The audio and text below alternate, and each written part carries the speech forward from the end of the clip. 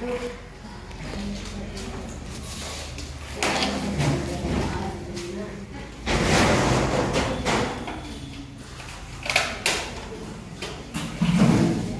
ध्यान से, भारत के इतने पड़ोसी देश हैं।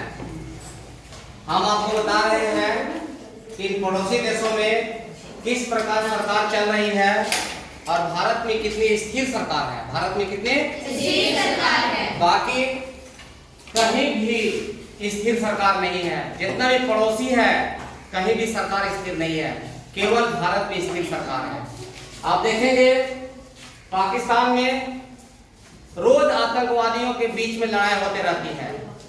हमेशा कभी भारत से, कभी अफगानिस्तान से, कभी अपने उग्रवादियों के साथ में, या हमेशा लड़ते रहता है पाकिस्तान हमेशा चाहता है, वहां का जो सेना का प्रमुख है हमेशा चाहता है कि यहाँ पर प्रजातंत्र ना रहे, मतलब प्रधानमंत्री का शासन नहीं रहे। हर एक बार वहां का जो सेना का प्रमुख है प्रधानमंत्री को हटा करके खुद देश का मालिक बन जाता है। तो पाकिस्तान जब से आजाद हुआ है तब से यहाँ सरकार कभी स्थिर नहीं रही है, इसीलिए पाकिस्तान बहुत पीछे है। दूसरा अफगानिस्तान में बहुत सारी पाबंदियां हैं, खास तौर से लड़कियों और महिलाओं के लिए बहुत पाबंदियां वहां पर हैं। लड़कियां स्कूल नहीं जा सकती, पढ़ाई नहीं कर सकती, हमेशा पर्दे के अंदर रह सकती हैं, और पूरे दुनिया में सबसे ज्यादा अफीम का खेती यही करता है। हाँ, इससे पहले वहां पर प्रजातंत्र की सरकार थी, जिसको उग्रवादियों ने उसको हटा दिया वहां के प्रधानमंत्री को, और वहां का जो सेना है वह सत्ता अपने हाथ में ले लिया। प्रजातंत्र वहां भी खत्म।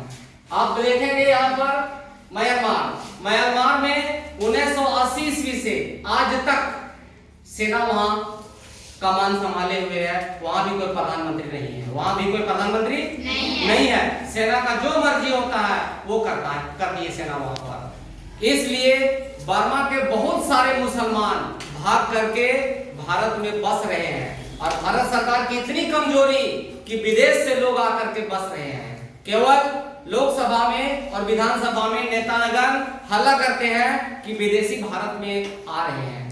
सीमा सुरक्षा बल को भी ध्यान देना चाहिए कि आखिर विदेशी भारत में क्यों आ रहे हैं।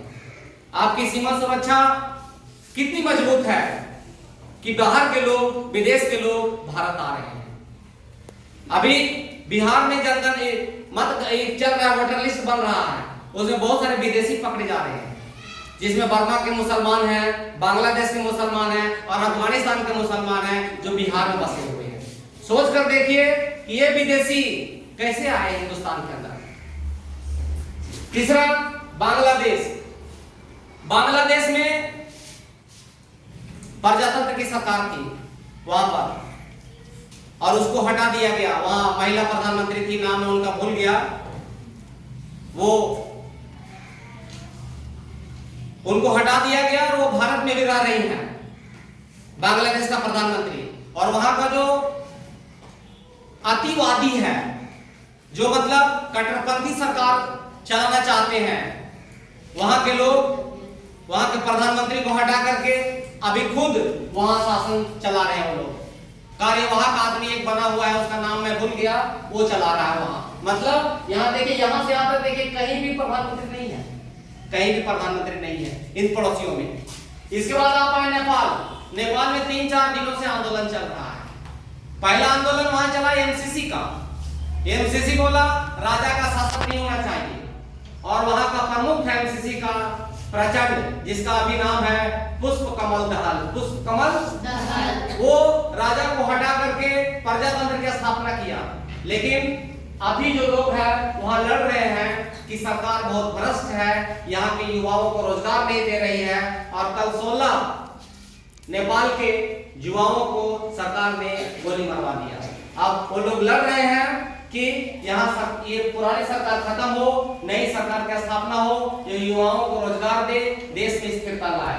श्रीलंका आप देखेंगे बहुत दिनों तक यहाँ उग्रवादी और सरकार के बीच में लड़ाई होती रही। अभी यहाँ पर प्रधानमंत्री है अभी इन दिनों, लेकिन बहुत गरीब देश। भूटान देखेंगे तो भूटान का सहयोग है भारत के साथ में, यह हमेशा अच्छा है। आप देखेंगे कि भूटान जो है मैप में दिखाएंगे भारत पर उसका समझौता है, भारत के साथ उनकी सैन्य समझौता है, विदेश नीति चलती है और वो ठीक है। लास्ट में चाइना को देखिएगा तो पूरी दुनिया का जमीन ये हड़पना चाहता है।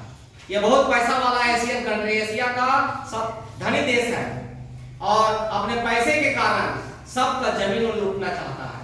पैसा दे दे के सबको बझाए हुए है, सबको कर्जा फंसाए हुए है।